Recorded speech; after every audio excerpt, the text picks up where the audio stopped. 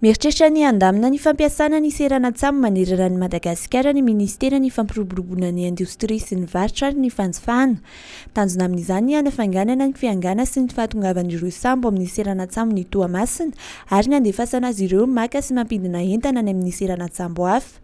Araka ny tatitry ny ministera dia ny 5.20 isanjaton'ny entana nafarana sy ahondrana dia mandalo ao Toamasina avokoa ka mahatonga ny fitohanana ny toerana.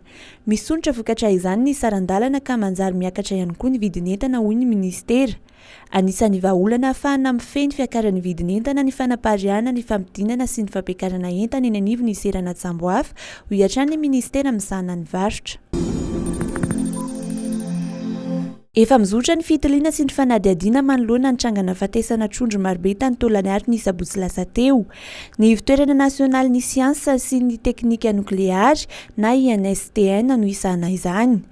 Mila valim-pikarohana avy amin'ny rafitra iray sy mandanina amin'iza na amin'iza isika, hoy ny nambarany Raharnirina Arbomiavy-Tsevainala, minisitry ny tontolo iainana sy ny fampandrosoana Lovainjafy nandrindra ny resaka tamin'ny mpanao gazety androany talata.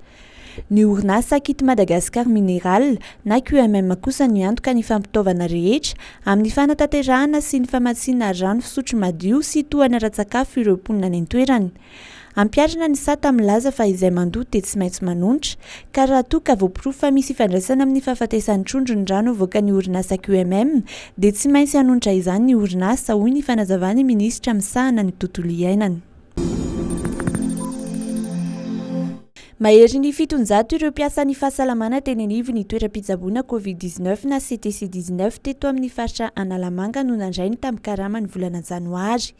Telo herinandro lasa izay no efa nanao ny fitakiana ny andoavana ny tamin'ny karaman'izy ireo volana Janoary sy Febroary ireto mpiasa ny fahasalamana ireto, ka namaly ny antson'izy ireo ny Ministera ny Fahasalamam-bahoaka androany talata.